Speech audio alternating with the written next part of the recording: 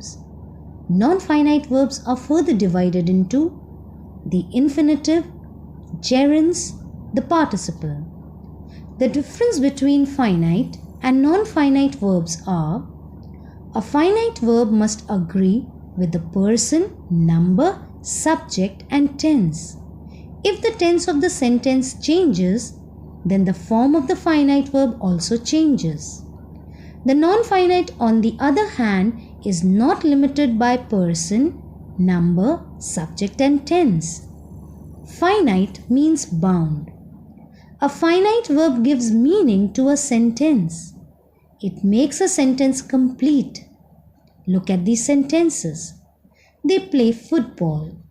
He plays football. You are playing football. She was playing football.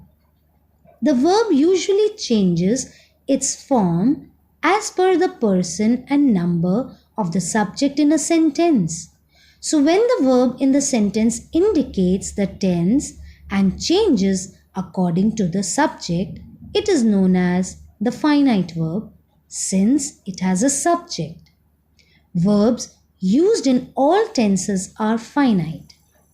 A non-finite is one which has no subject, person or number.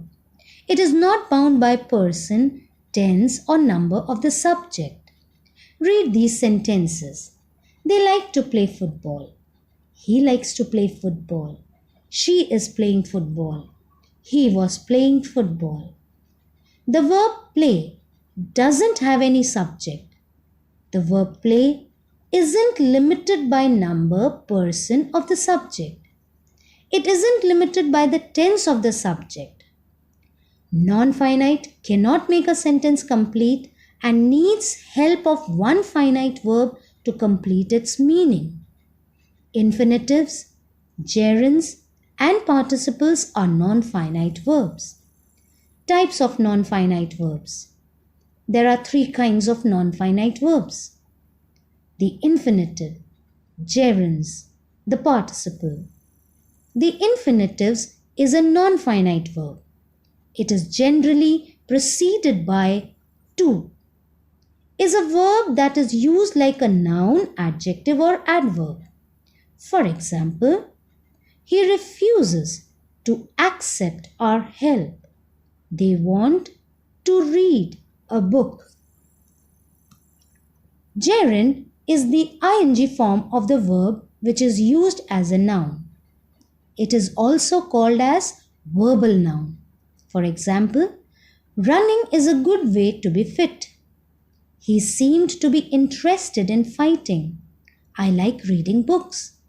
The words running, fighting, reading are formed from the verbs run, fight, read by adding ing.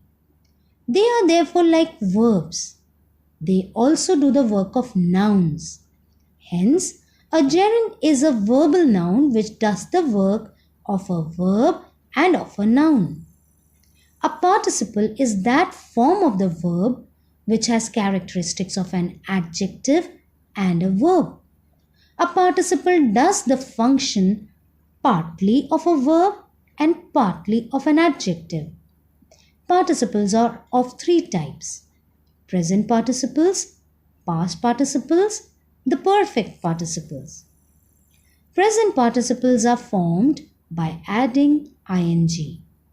It is always active as it expresses continuous action as going on or incomplete.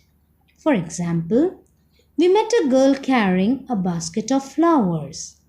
It was a tiring journey. Past participles end in ed, d, t, en or n. It shows that an action has been completed. For example, she looks tired. We saw the tree laden with mangoes.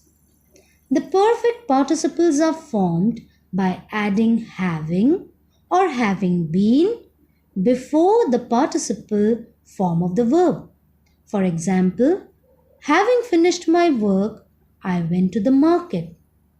Having passed the examination, he prepared for the interview.